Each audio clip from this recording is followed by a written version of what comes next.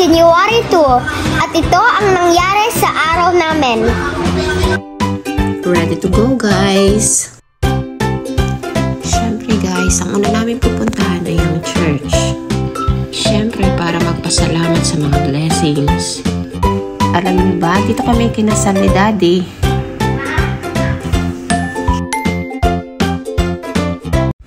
Dito ay mataimtim kaming nagdarasal. Humihiling at nagpapasalamat sa mga biyayang pinagkaloob mo sa amin.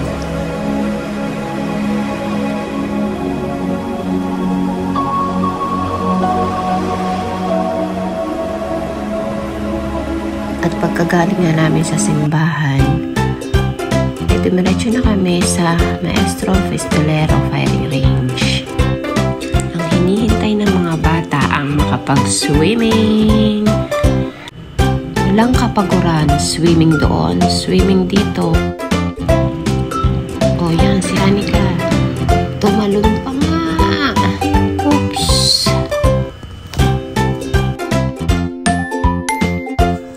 Sobrang saya ang mga bata. Walang katapusang langoy.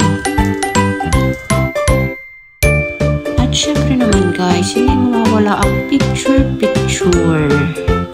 Kaya, pa-picture muna kami bago kami naglangoy.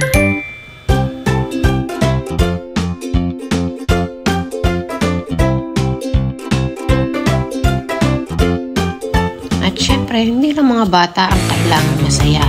Pati ang matatanda. Kasi busy naman sila sa likod sa firing range. O yan. Tipong instructor si Daddy dyan.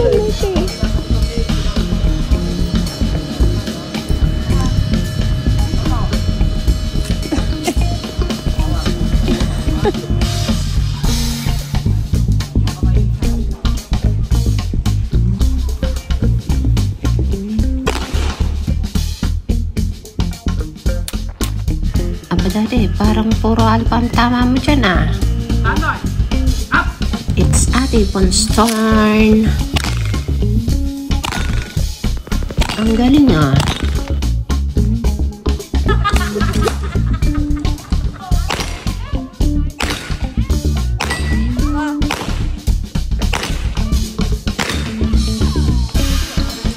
Galing, ang galing.